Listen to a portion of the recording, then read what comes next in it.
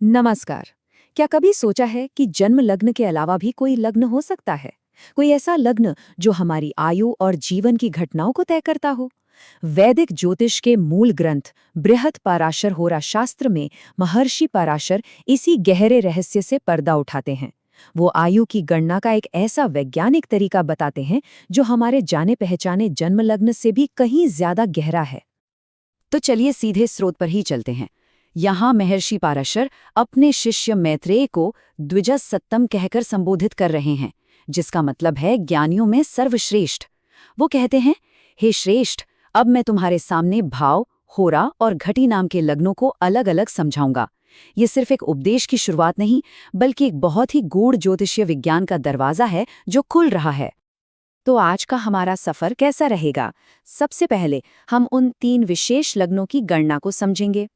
फिर वर्णद दशा प्रणाली की दुनिया में उतरेंगे, देखेंगे कि इसकी कैलकुलेशन कैसे होती है और सबसे जरूरी, इससे जीवन और आयु की भविष्यवाणी कैसे की जाती है।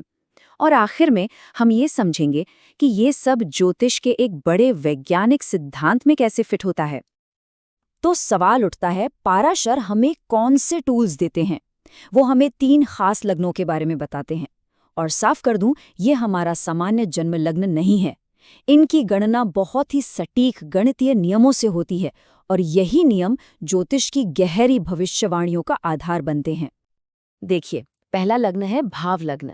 इसको निकालने का आधार है सूर्योदय से लेकर जन्म तक का समय, लेकिन इसे नापा जाता है हर 5 घटी की इकाई में। अब एक घटी होती है करीब करीब 24 मिनट, मतलब ये लग्न हर 2 घंटे के एक साइकिल से जुड़ा हुआ है। अब देखिए, इसकी कैलकुलेशन कितनी सिस्टमैटिक है। सिर्फ 3 कदम।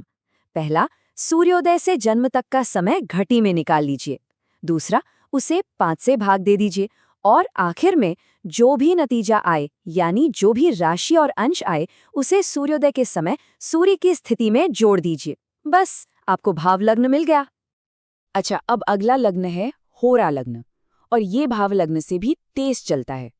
जहां भाव लग्न 2 घंटे का चक्र इस्तेमाल करता था, वहीं होरा लग्न सिर्फ 2.5 घटी, यानी ठीक 1 घंटे के साइकिल पर आधारित है। इसकी गणना का तरीका थोड़ा सा अलग है, लेकिन सिद्धांत वही है। जन्म के समय को सूर्य की शुरुआती स्थिति से जोड़ना। यहाँ आप जन्म के समय को घटी में लेकर 2 से गुणा करते हैं, फिर 5 से भाग देते हैं और जो आता है उसे सूर्य की स्थिति में जोड़ देते हैं। और अब आता है तीसरा और सबसे तेज लग्न, घटी लग्न। जरा सोचिए, ये लग्न सूर्योदय के बाद हर 24 मिनट में, यानी सिर्फ एक घटी में, पूरी की पूरी एक राशि आगे बढ़ जाता है। ये कितनी तेजी से बदलता है। और यहीं पे ज्योतिष की जो प्रिसिजन है, वो सच में हैरान कर देती है। ये सिस्टम समय के हर छोटे से छोटे हिस्से को ब्रह्मांड से जोड़ता है।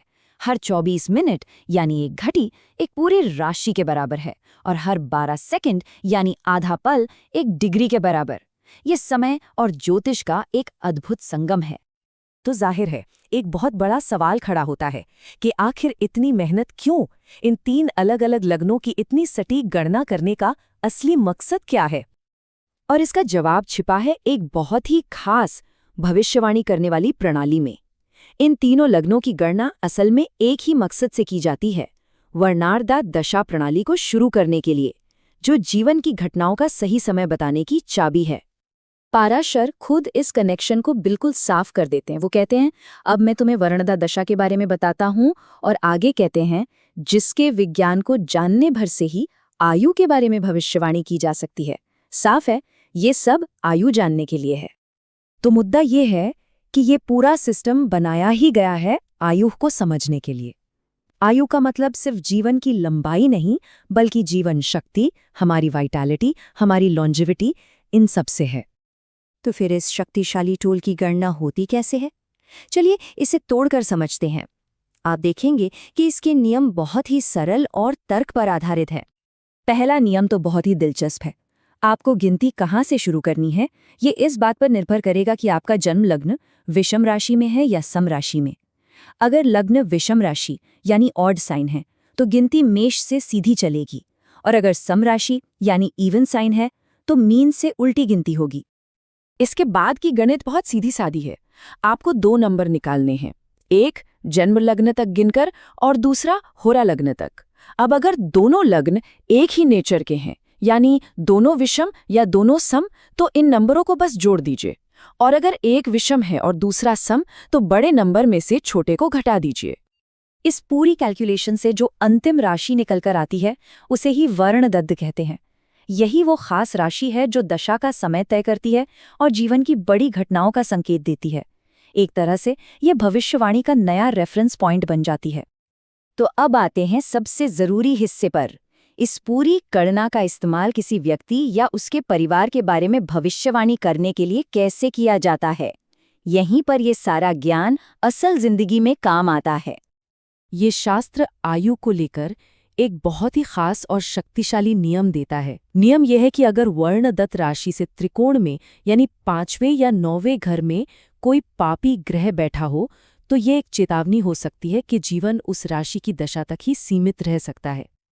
और जो बात इसे सचमुच असाधारण बनाती है वो ये है कि ये सिस्टम सिर्फ व्यक्ति के बारे में नहीं है, ये उसके करीबी रिश्तेदारों की आयु का भी संकेत दे सकता है। वर्णद लग्न से 7वां घर जीवन साथी के बारे में बताता है, तीसरा घर छोटे भाई बहन के, 11वां बड़े भाई बहन के, और इसी तरह ये पूरे परिवार का एक खाका खींच सकता है। आखिर में चलिए एक कदम पीछे हटते हैं और इस पूरे ज्योतिष विज्ञान की खूबसूरती और इसकी व्यवस्था को समझते हैं। ये केवल कुछ नियम नहीं है, बल्कि एक गहरी वैज्ञानिक संरचना है। यहाँ एक बहुत जरूरी बात समझनी होगी। ये जो वर्णदा दशा सिस्टम है, ये ग्रहों की चाल पर नहीं, बल्कि राशियों के क्रम पर आधारित है। इसका मतलब है कि समय का चक्र खुद राशि चक्र से तय होता है, जो इसे ग्रहों की बदलती चाल से ज्यादा स्थिर और मौलिक प्रणाली बनाता है। और अंत में पाराशर खुद इस ज्ञान पर वैज्ञानिकता की मुहर लगा देते हैं। वो कहते हैं कि ये जो गणित के नियम है, ये मनमाने नहीं है, बल्कि सार्वभौमिक है। ये हर जगह, हर कुंडली पर एक जैसे ही लागू होते हैं। यह दिखाता है कि यह ज्योतिष विद्या कितनी व्यवस्थित और स्थिर है। तो ये सब हमें एक बहुत बड़े सवाल पर लाकर छोड़ देता है। इस प्राचीन खगोलीय विज्ञान में और कौन से गहरे रहस्य कोड किए गए हैं, जो बस खोजे जाने का इंतजार कर रहे हैं?